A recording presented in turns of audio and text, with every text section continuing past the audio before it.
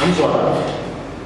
Senhor nosso Deus e Pai, perdoa-nos dos pecados nesta noite novamente, em nome de Jesus, Senhor, porque agora é o momento de nós ouvirmos a Tua palavra.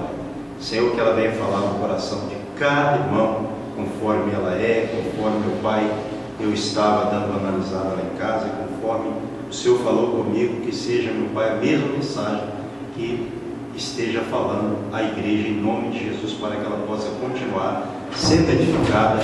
Amém. E graças a Deus. Se você pudesse colocar sobre os seus pés, abra sua Bíblia. Outro dia nós vimos Juízes, foi quem? Gideão. Hoje nós vamos ver Débora, né? Uma outra juíza, né? Capítulo 4 de Juízes. Muito tempo eu estava querendo pregar sobre Débora, mas eu sempre fui deixando e veio o meu coração, né? No dia que eu estava dando uma analisada em Gideão, me veio Débora também. Então, Juízes, capítulo 4, versículo também 4 em diante.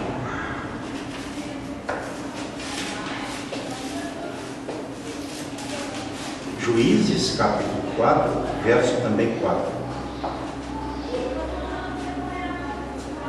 Diz assim: Débora, profetiza, mulher de Lapidote, julgava Israel naquele tempo. Ela atendia debaixo da palmeira de Débora, entre Ramá e Betel, na região montanhosa de Efraim. E os filhos de Israel subiam a ela a juízo. Mandou ela chamar a Baraque, filho de Abinoão, de Quedes, de Naphtali, e disse-lhe: porventura o Senhor, Deus de Israel, não deu ordem, dizendo: vai e leva gente ao monte Tabor, e toma contigo 10.000 homens dos filhos de Naphtali e dos filhos de Zebulon. Verso 7: e farei ir a ti para o ribeiro de Quizon a Sísera, comandante do exército de Jabim, com os seus carros e as suas tropas, e o darei nas tuas mãos. Então lhe disse Baraque: se fores comigo, irei, porém, se não fores comigo, não irei. Ela respondeu: certamente irei contigo, porém, não será tua a honra da investida que empreendes, pois às mãos de uma mulher o Senhor entregará a Sísera. E saiu Débora e se foi com Baraque para Quedes. Então Baraque convocou de Zebulon, verso 10, e a Naphtali, a Zebulon, melhor dizendo, e a Naphtali, em Quedes, e com ele subiram 10.000 homens, e Débora também subiu com ele. Ora, Éber, queneu, se tinha apartado dos queneus dos filhos de Hobabe, sogro de Moisés, e havia armado as suas tendas até ao carvalho de Zaananim, que está junto a Quedes. Anunciaram a Sísera que Baraque, filho de Abinoão, tinha subido ao monte Tabor. Sísera convocou todos os seus carros, 900 carros de ferro, e todo o povo que estava com ele, de Arosete a Agoim, né? Melhor dizendo, Arosete a Agoim, para o ribeiro de Quizon. Então disse Débora a Baraque: dispõe-te, porque este é o dia em que o Senhor entregou a Sísera nas tuas mãos. Porventura o Senhor não saiu adiante de ti? Baraque, pois, desceu do monte Tabor, e 10.000 homens após ele. E o Senhor derrotou a Sísera e todos os seus carros e a todo o seu exército a fio de espada diante de Baraque, e Sísera saltou do carro e fugiu a pé. Mas Baraque perseguiu os carros e os exércitos até Arosete a Goim, e todo o exército de Sísera caiu a fio de espada, sem escapar nem sequer. Amém, igreja? Pode se sentar. Então, irmãos, nós observamos aqui que essa mulher, ela é conhecida como Débora, profetisa e juíza. Ela tinha esses dois ofícios, né? E alguém pode perguntar assim, mas por que, já que tem um debate tão grande sobre não consagrar a mulher, né? Então por que Deus permitiu que essa mulher, né, que era uma profetisa, fosse também uma juíza? E naquele momento ela julgasse Israel, né? Agora, a gente aprende também o quê? Um caso na Bíblia, ou casos isolados, não servem para doutrina. Exatamente. Então a gente tem que vigiar para não pegar um fato que ocorreu em que Deus ele teve que levantar a Débora pela situação ali de Israel, naquele momento que era uma situação tão complicada. Israel estava em pecado contra Deus, né?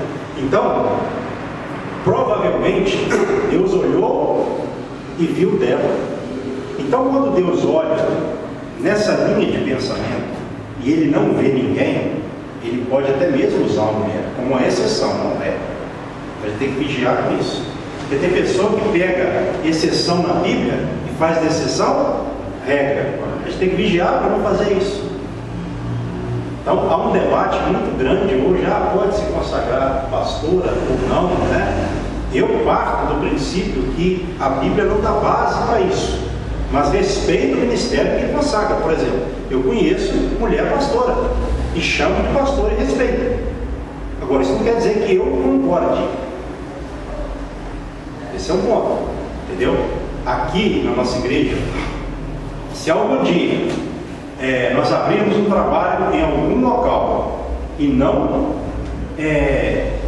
ali houver nenhum homem apto para liderar aquele trabalho, eu posso colocar uma mulher que esteja apta, como foi o caso, né, de Deus para com Israel, até que Deus levante um homem. Posso colocá-lo não consagradamente, mas como uma dirigente até que Deus levante alguém. Então a questão a obra não pode ficar sem ser feita.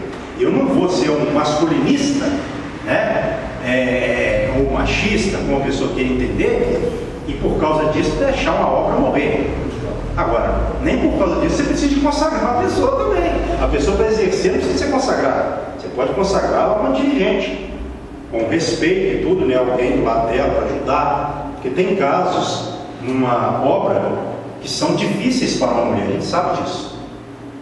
Tem situação na obra de Deus que o negócio fica feio. E para uma mulher, às vezes, ela se sente impotente. Entendeu? Então não é só a questão de ser mulher ou ser homem.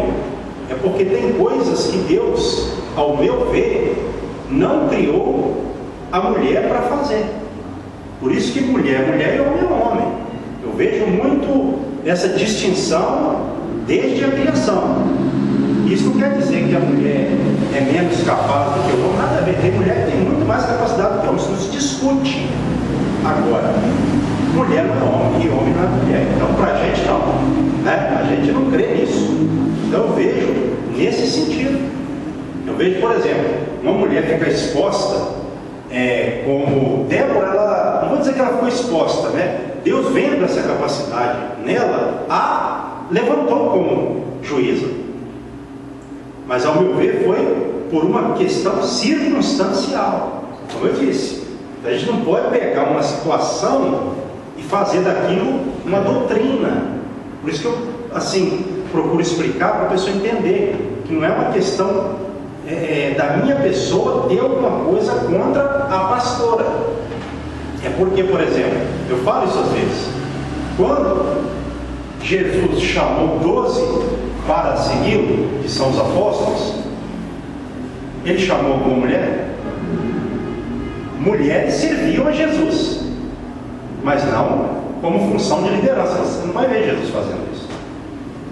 Então a gente começa por aí, você já vai vendo um complicador por aí. Se fosse para ter uma mulher numa situação de liderança, numa posição de liderança, Jesus tinha consagrado, ou tinha chamado, tinha nomeado um apóstolo, coisa do tipo. Hoje nós temos até apóstolo, as pessoas aí, né, no mundo, ao meu ver, complicado também. Porque quando você vai para essa questão de apóstolo, nem estava aqui no script não, mas eu vou falar, me veio a memória agora, para esclarecer, é bom esclarecer o máximo possível, né? Pregação tem que ser ensinamento também. Então, vai para... Deixa eu dar uma olhada se é Romanos 16, se você puder.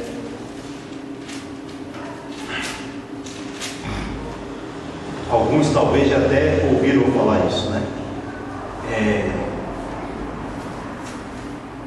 16, capítulo 16 da carta de Paulo aos Romanos.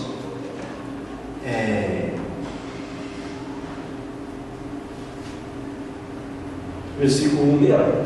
Versículo de número 7. Isso aqui é uma saudação, né? Saudações pessoais do apóstolo Paulo, etc., né? Mas eu quero destacar aqui só o verso 7, pontuar que é o que eu quero dizer aqui. Diz assim nessa saudação, ó: saudai a Andrônico e Júnias, meus parentes, Paulo dizendo, e companheiros de prisão, os quais são notáveis entre os apóstolos, e estavam em Cristo antes de mim. Então, tem pessoa que usa esse verso 7 para dar base ao quê? A mulher apóstola, dizendo que Júnias é um nome feminino. E isso também não se pode provar. Não se pode provar se Júnias era um homem ou uma mulher era um nome, né? Ou é um nome que foi dado para a mulher ou para o homem, não se pode provar. E aí, como diz aqui que eles eram notáveis entre os apóstolos, eles interpretam que Júnias era uma mulher apóstola, porque eles eram notáveis entre os apóstolos. Mas o texto não é claro, como eu falei. Aí tem pessoa que pega esse versículo e alguns outros e ali, assim, formam uma mensagem ou uma doutrina, uma base bíblica para consagrar apóstolo, no caso. O versículo 1 também dá margem para isso. Onde fala de Febe, né? Isso. Só que você vê aqui, interessante a colocação do nosso amado, ó, diz assim: recomendo-vos a nossa irmã Febe, que está servindo a igreja de Cencreia, para que a recebais do Senhor como convém aos santos e a ajudeis em tudo que de vós vier a precisar, porque tem sido protetora de muitos e de mim inclusive. Bom, você vê aqui a palavra aqui para Febe, a palavra aqui sobre servir aqui, essa palavra ela é uma palavra diaconal, ou seja, Febe, se você analisar o grego, está lá a palavra com relação ao ministério diaconal, no grego original em que o Novo Testamento foi escrito. Então, se a gente for analisar à luz do grego, estaria aqui assim, ó, mais ou menos, recomendo-nos a nossa irmã Febe, que está servindo como diaconisa a igreja de Cencreia, mais ou menos assim. Então você vê que a ação dela era pastoral, mas a consagração era diaconal. Nem Paulo consagrou. Por isso que eu falei que foi boa a pergunta do irmão. Febe, se fosse para ter uma mulher pastora, Febe seria uma, porque ela tinha uma ação pastoral, ela era protetora de muitos, inclusive do apóstolo Paulo, ele disse, protegia também. Ou seja, a ação era pastoral, mas a consagração diaconal. Ela era uma diaconisa. Então, a gente tem que vigiar com essas questões. Eu respeito o ministério, se consagra no sentido de eu tenho que respeitar. Eu não vou brigar por causa disso. A gente tem que brigar no sentido assim da palavra, não é nem brigar, a gente tem que lutar pelas almas. Se tem uma pastora aí que está lutando por almas, pregando, eu vou discutir se ela é pastora ou não, deixa ela ganhar alma. Se eu puder ajudar, eu vou ajudar também. Só que uma coisa é entender assim, outra coisa é eu consagrar. Mas por que eu não consagro? porque para mim não tem base bíblica clara. Essa é a questão. E nós partimos do pressuposto, do princípio de que a Bíblia é a nossa regra de fé e prática, para fazer a obra, para consagrar, para nomear e etc. Tem que vigiar com essa questão, entendeu? Então, deu para os amados entenderem? Então vamos voltar para lá, porque o texto, né, é um pouquinho comprido e a gente tem que andar. Então, a gente tem que vigiar com essa questão, porque para mim, diaconisa existe, obreiro existe. Agora, até aí vai, passou daí, se é bispa, apóstola, pastora, eu não vejo biblicamente base para isso, porém, eu não vou criar uma contenda por causa de uma pastora, vou até respeitar. Eu já até fiz obra, assim, não com uma pastora no sentido de eu concordar dela ser consagrada a pastora biblicamente, mas eu já fiz obra com pastora indiretamente.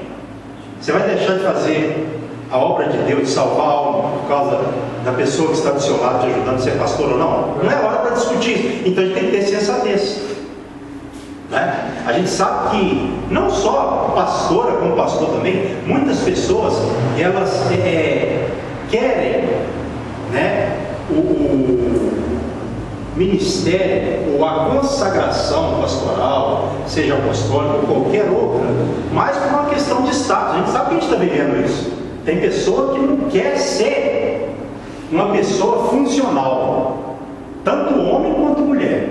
Tem pessoa que não quer funcionar como tal, ela quer ter a nomeação, a consagração. A gente sabe que a gente está vivendo nesse tempo. Hoje em dia é tão triste falar, às vezes eu falo isso, se vende e se compra consagração.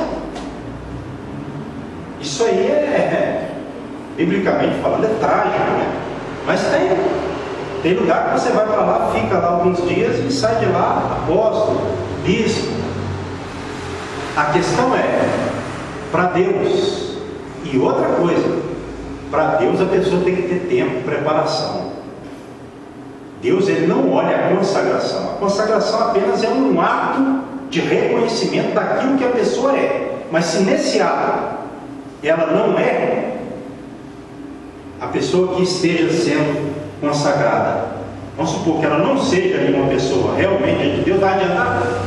Aquilo não vai passar de óleo na cabeça, de festa, e da pessoa receber um título que na verdade ela não é aquilo. Ela está arrumando até um problema diante de Deus no mundo espiritual, porque no dia que ela for provada, ela vai passar vergonha. Na hora do teste, na hora da aprovação, ela vai passar vergonha. Deus não vai honrar ela, porque ela entrou numa área que Deus não chamou. Então isso aí é uma coisa que pode ser um abismo, e tem sido para muitos. Quantas pessoas entram no ministério e depois se suicidam? Eu não estou falando aqui que todo suicídio é por causa disso, estou falando nessa linha, nesse sentido. Pessoa que assume uma posição na obra de Deus por status, por querer aparecer e não ser realmente, e lá na frente a pessoa às vezes perde até a vida e a salvação. Então a gente tem que vigiar. Não é questão de eu querer somente, Senhor, o Senhor tem realmente esse chamado? Eu falo muito claramente, eu não queria ser pastor na minha vida. Estou falando sério para vocês. Não é o que eu queria, mas foi o que Deus quis, e eu entendi e obedeci. Deus foi estreitando as coisas para mim, até que chegou ali a um momento em que eu tive que encarar e entender que quem chama é Deus e a obra dele não é minha. Então não era o meu querer. Então deixa bem claro, Deus sabe o que eu estou falando. Se eu estou mentindo, Deus pode matar aquele altar agora. Eu não queria ser pastor a princípio, mas depois eu entendi que não era o meu querer, e sim o querer de Deus. Então a gente tem que entender. Não estou falando por isso, que eu sou isso, que eu sou aquilo, que eu sou obediente em tudo, nessa questão. Estou falando aqui, e Deus é testemunho que eu estou falando para vocês aqui.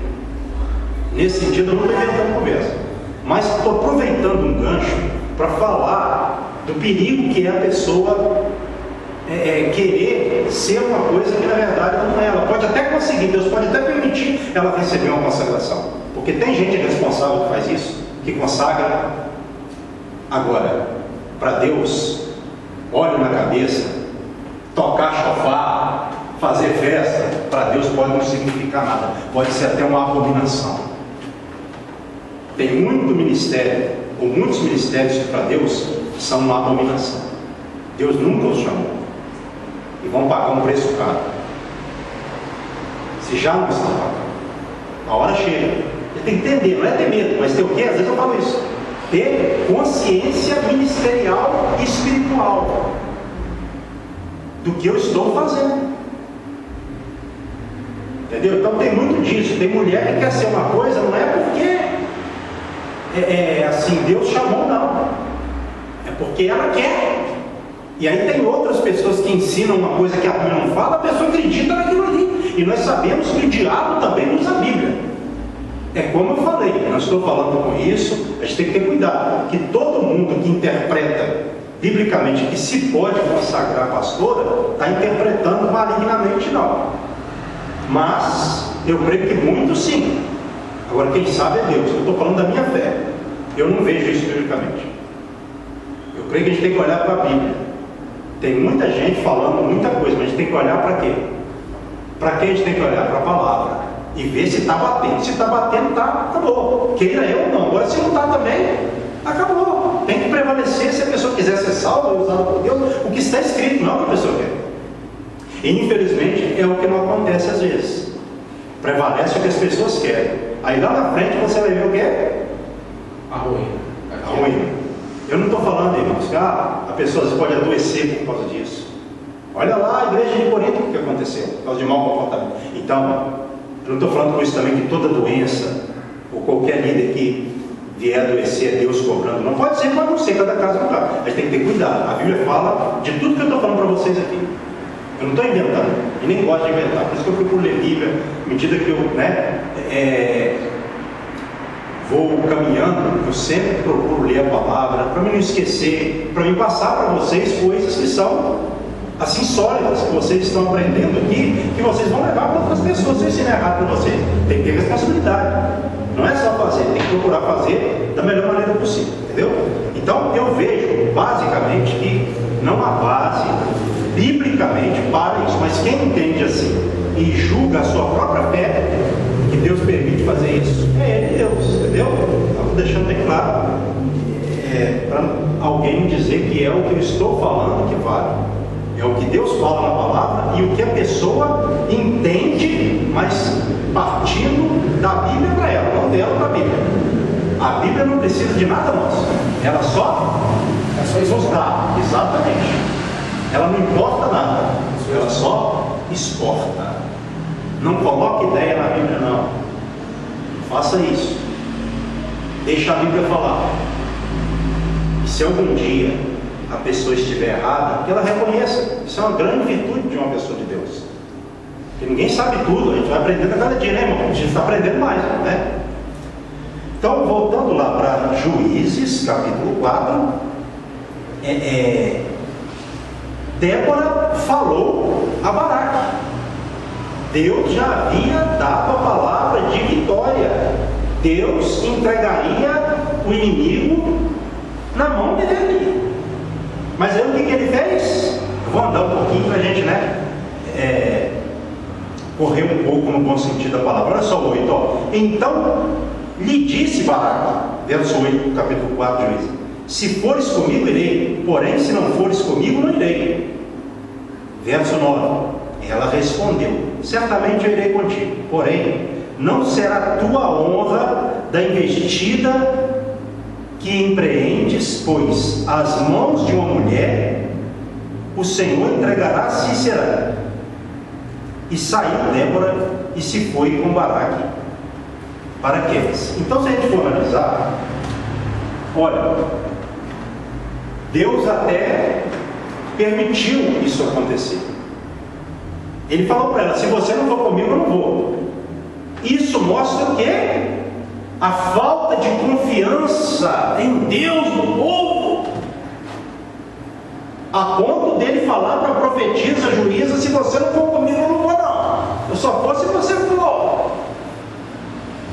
Olha só, irmãos, o que a falta de confiança em Deus não faz com a pessoa. Deus não deixou de dar vitória para ele, de usar ele. Porém, ela falou: eu vou contigo, mas a honra vai ser de uma mulher e não tua. Por conta disso, né? Então, a gente também tem que, quando Deus falar, por isso que é importante aprender corretamente para entender o falar de Deus. E quando Deus falar, a gente crê e ir para a missão que Deus falou. Precisava de ter falado isso com ela? Não. Mas a falta de confiança, a crise de confiança era tão grande que ele fez essa proposta para ela, ela aceitou. Porém, a honra não será tua, a glória não será tua, será de uma mulher. E assim, se a gente for analisar, versículo 10 em diante: então Baraque convocou a Zebulon e a Naftali em Quedes, e com ele subiram 10.000 homens, e Débora também subiu com ele. Ora, Éber, queneu, se tinha apartado dos queneus, dos filhos de Obabe, sobre Moisés, e havia armado as suas tendas até o carvalho de Zaanaim, que está junto a Quedes. Zaananim, melhor dizendo. Anunciaram a Cícera que Baraque, filho de Abinoão, tinha subido ao monte Tabor. Aí Cícera fez o quê? Ele se preparou e foi, porque Deus já tinha aquele propósito. Deus, quando fala que vai fazer uma coisa, até o inimigo vai obedecer a Deus, porque Deus, quando ele fala, ele não precisa de consultar ninguém, ele já tem todo o projeto pronto, é só o servo dele obedecer. Até o inimigo Deus vai mandar para o lugar certo para te dar vitória diante dele, como ele já tinha falado aqui, por boca da profetisa Débora. Esse é um ponto. Então Cícera foi para o local, não é? E aí olha só o que aconteceu, verso 14 em diante. Então disse Débora a Baraque: dispõe-te, porque este é o dia que o Senhor entregou a Cícera nas tuas mãos. Porventura o Senhor não saiu adiante de ti? Baraque, pois, desceu do monte Tabor, e 10.000 homens após ele. E o Senhor derrotou a Cícera. Quem derrotou? O Senhor. E todos os seus carros e todo o seu exército a fio de espada diante de Baraque. Cícera saltou do carro e fugiu a pé, não é? Mas Baraque perseguiu os carros e os exércitos até Arosete, a Goim, e todo o exército de Cícera caiu a fio de espada, sem escapar nem sequer um. Deu a vitória, não deu? Porém Cícera fugiu, viu que a batalha estava, né, ali sendo vencida, ele queria morrer e fugiu. Aí ele fugiu, e olha só o que está no verso 17: porém Cícera fugiu a pé para a tenda de Jael, mulher de Éber, queneu, porquanto havia paz entre Jabim, rei de Azor, e a casa de Éber, queneu. E aí ele pediu água a essa mulher, ela arrumou um local para ele se deitar, deu leite para ele. E o que essa mulher fez? Pegou uma estaca depois, como diz aqui o versículo, ó, De número 20, né? 21. Exatamente. Então, verso 21: mulher de Éber tomou uma estaca da tenda e lançou mão de um martelo, e foi-se mansamente a ele e cravou a estaca na fonte, de sorte que penetrou na terra, estando ele em profundo sono e muito exausto, e assim morreu. E aí vai falando, né, a vitória que Deus deu. E eis que, perseguindo Baraque a Cícera, Jael saiu ao encontro e lhe disse aí Baraque, foi a hora que ele teve que, né, receber a mensagem da profecia de Débora.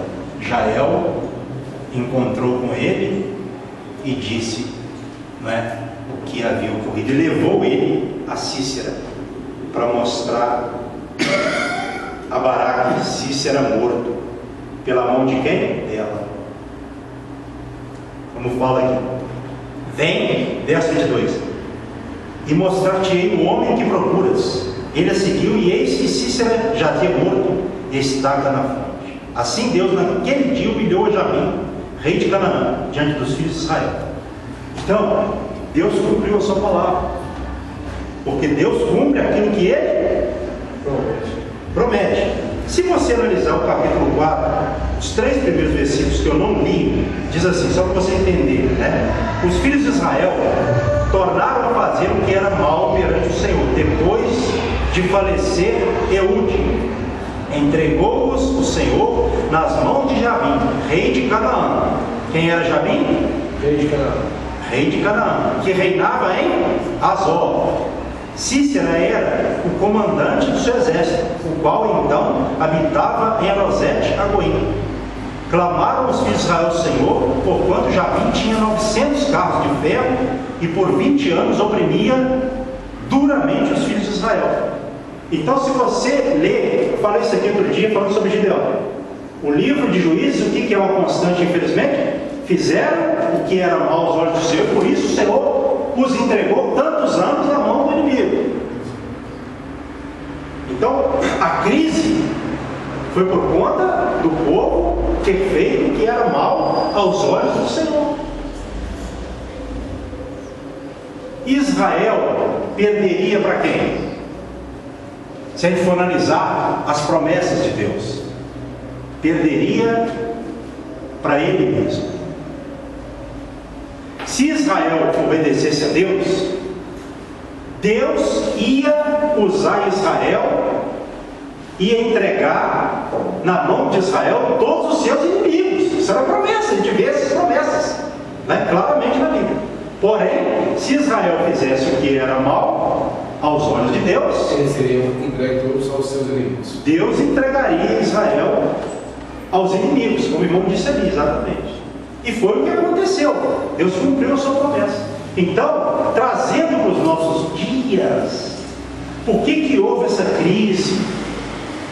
Porque o povo estava em pecado. Talvez tenha até a ver esse fato também com o motivo pelo qual Deus levantou Débora, uma crise. Porque se você for ver no Cântico de Débora, olha só, no Cântico de Débora, preste atenção, capítulo 5 agora, verso 6, para você entender melhor, né? Nos dias de Sangar, filho de Anate, nos dias de Jael, cessaram as caravanas e os viajantes tomavam desvios tortuosos. Verso 7. Ficaram desertas as aldeias em Israel, repousaram até que eu, Débora, me levantei-me por mãe em Israel. Então, quer dizer, naquela crise, ela se levantou por mãe em Israel. Deus a colocou ali por causa de uma crise. Você vê que eu não tirei da minha cabeça, é contexto. No cântico dela a gente encontra isso. E olha só o verso 8, ó. Escolheram-se deuses novos, então a guerra estava às portas. Não se via escudo nem lança entre 40 mil em Israel. Por que Israel estava sendo oprimido, sem arma? Porque se entregou aos deuses novos. Quando o povo de Deus se entrega ao que é contrário a Deus, Deus tira a força do povo de Deus. Deus, ele faz com que o seu povo comece a ficar humilhado. A padecer, né, irmão? Ele faz com que o seu povo fique humilhado, a padecer.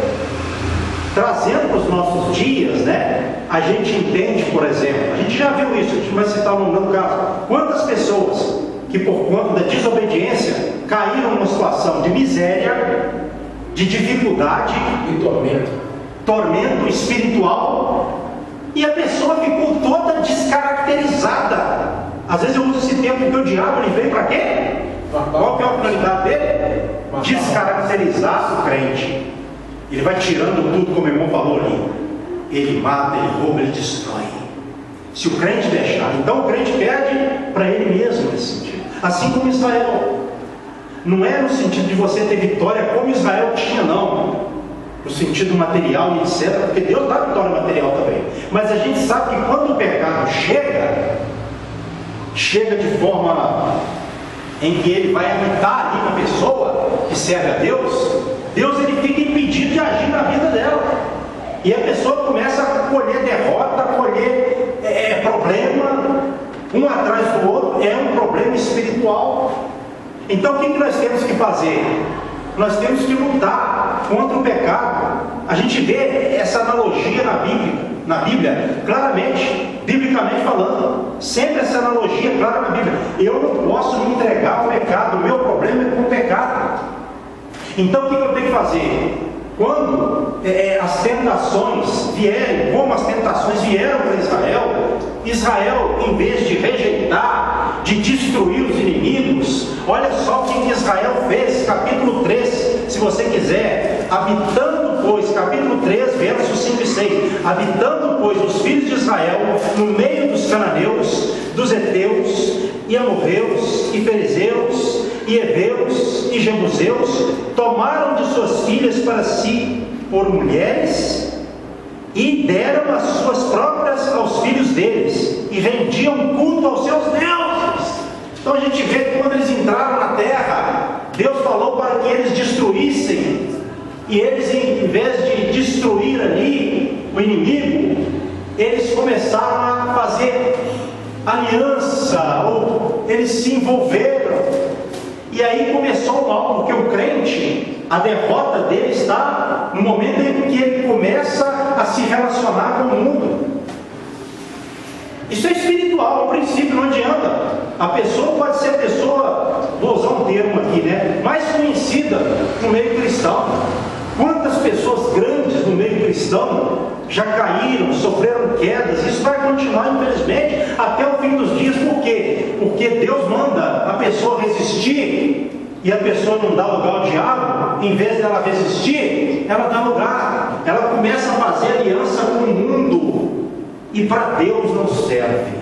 A gente sabe que o mundo é uma oposição a Deus. A gente sabe que aquele que é amigo do mundo constitui-se inimigo de Deus. Se é amigo de Deus, tem que combater o mundo. O Espírito Santo ensina a pessoa a lutar. Eu estou no mundo, num campo em que realmente há muita guerra, muita tentação, mas eu creio não na minha carne, porque a minha carne é pecaminosa. Eu creio no poder do Espírito Santo. Na hora da tentação, eu tenho aqui: Senhor, me ajuda, Senhor, me perdoa, porque eu fiz isso e aquilo, eu não quero, Senhor, eu não quero envergonhar o Senhor, eu não quero, meu Pai, que o nome do Senhor seja blasfemado por conta de mim. Eu não quero dar ocasião para que isso ocorra.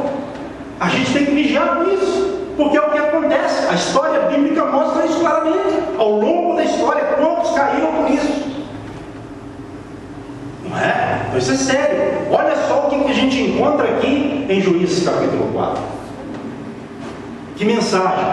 Por conta do estado espiritual do povo, o povo enfraqueceu, ficou desarmado, e Deus teve que levantar uma mulher como juíza. Aqui eu estou colocando, a Bíblia não é clara, mas eu creio que tem a ver essa crise que houve em Israel, e por conta dessa crise, Deus também levantou Débora, para que a obra não perecesse, porque ele viu em Débora uma condição para assumir a liderança naquele momento.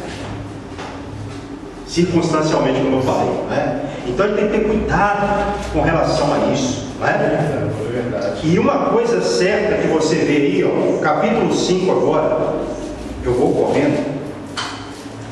De que forma que Deus, ele, como está aqui no versículo de número 15 do capítulo 4, e o Senhor derrotou a Cícera e todos os carros e todo o seu exército a fio de espada diante de Baraque, e Cícera saltou do carro e fugiu. De que forma que Deus derrotou esse exército? A Bíblia não fala aqui. Mas, se você for ver no mesmo cântico de Ana, olha só, de Débora, melhor dizendo, capítulo 5, verso 20, olha só, ao 22. Desde os céus pelejaram as estrelas contra Cícera, desde a sua órbita o fizeram. O ribeiro Quizon os arrastou. Quizon, o ribeiro das batalhas. Avante, ó minha alma firme. Verso 22. Então as unhas dos cavalos socavam pelo o galopar dos seus guerreiros. Então, como é que Deus deu a vitória? Deus fez com que viesse uma tempestade. E ali, aquele local ficou um lamaceiro, vou colocar esse termo, né? E ali, os cavalos não conseguiram. Olha como Deus deu a vitória. E aí, houve o que aconteceu também. Lá, quando Deus matou os egípcios que entraram para dentro do Mar Vermelho, né? Então, é o mesmo sentido aqui. É lógico que Cícera jamais imaginava que ia chover, né? Ele foi para o local da batalha, mas Deus já tinha tudo preparado. E ali, naquela dificuldade, os cavalos ali no meio do lamaçal, não conseguindo, né? Veio o exército de Israel e os matou a espada. Então foi nesse sentido que Deus os matou a fio de espada, certo? É nesse sentido. Não é que Deus chegou lá e matou, mandou o anjo assim, embora Deus ele pudesse ter feito isso, mas não foi o caso. Ele fez, viu uma tempestade, e aí aconteceu esse cenário que eu falei, e Deus entregou. E uma coisa interessante aqui, olha só, o último versículo para encerrar. 31, do capítulo 5 do Cântico de Ana, que ajuda-nos a entender algumas partes, né? Assim, ó Senhor, pereçam todos os teus inimigos, porém, os que te amam brilham como o sol quando se levanta no seu esplendor, e a terra ficou em paz 40 anos. Olha só que coisa interessante que a gente acha no Cântico de Débora. Assim, ó Senhor, pereçam todos os teus inimigos, porém, os que te amam brilham como o sol quando se levantam no seu esplendor, na sua força. Então, os que amam a Deus, de alguma forma, eles vão brilhar como o sol. Parece que ela em Provérbios que fala, né? Que a luz do justo, a vida do justo é como a luz da aurora, que vai brilhando mais e mais até ser dia perfeito. Oh, aleluia! Então, a nossa vida, ela tem uma luz que é Jesus hoje trazendo para os nossos dias. E essa luz na vida do crente, ela vai brilhando cada vez mais forte, até o dia do Senhor para o cristão, o dia em que ele acaba a sua missão. Então, os ímpios, os inimigos, perecem. Agora, os que servem a Deus, eles vão brilhando mais e mais, porque a luz que é Jesus não para de brilhar na vida do crente. O crente que é comprometido com Jesus, ele vai frutificando cada vez mais, ele vai melhorando cada vez mais, à medida em que a sua vida vai se discorrendo e ele vai caminhando, a sua vida vai melhorando. A parábola da videira em João 15 fala o quê?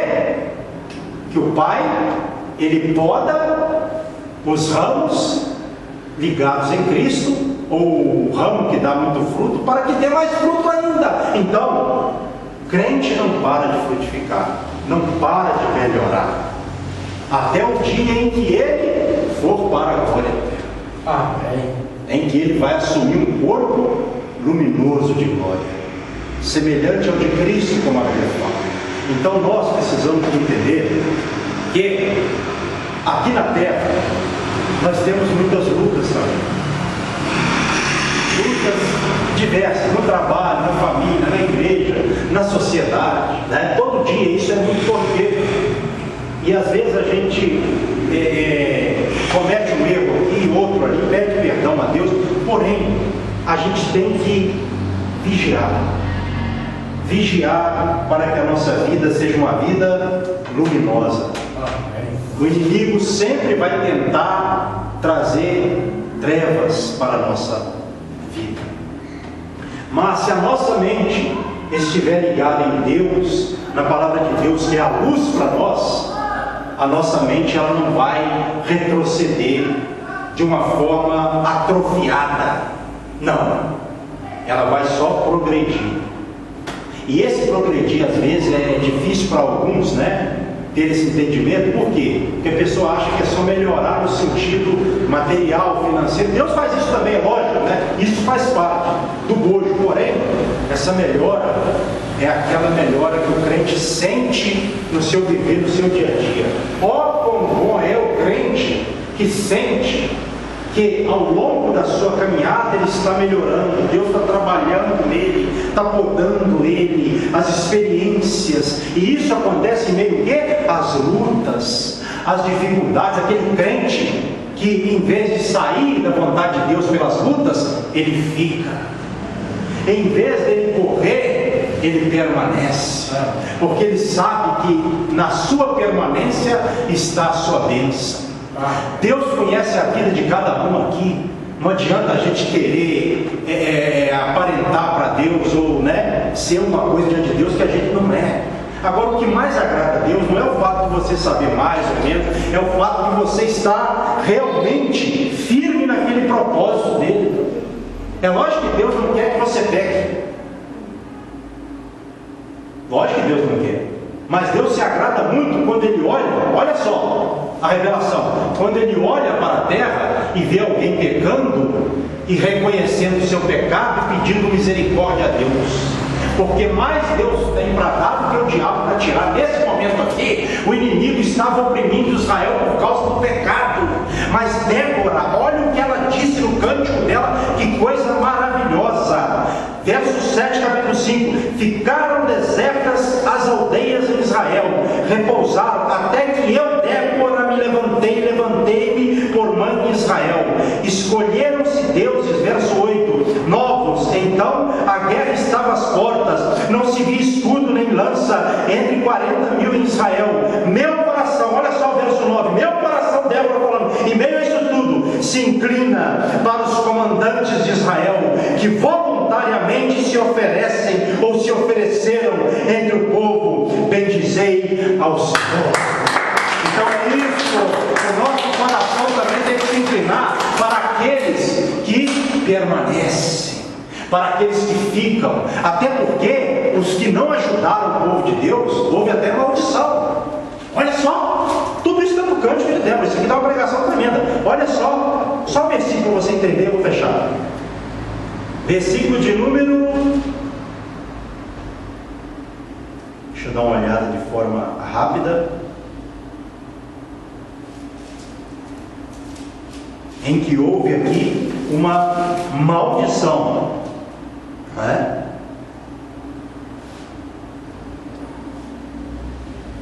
Verso 23: amaldiçoai a Meroz, diz o anjo do Senhor, a Meroz, amaldiçoai duramente os seus moradores, porque não vieram em socorro do Senhor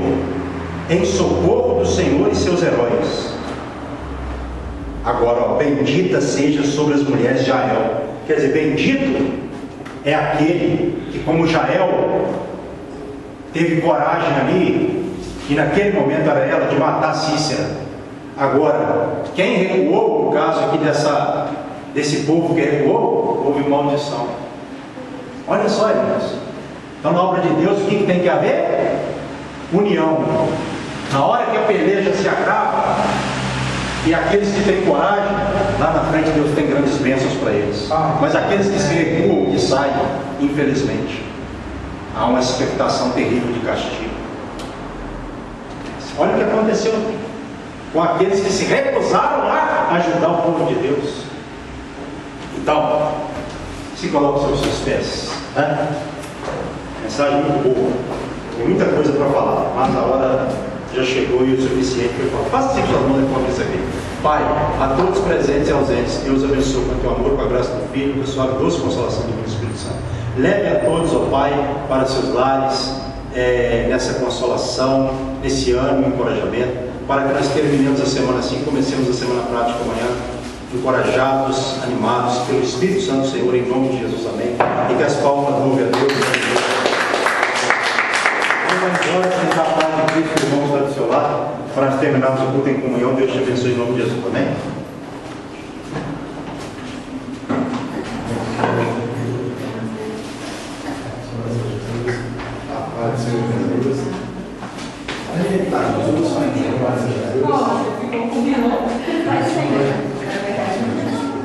Irmãos, eu Fala, senhora. Quando eu bater, verdade. Como ficou bom.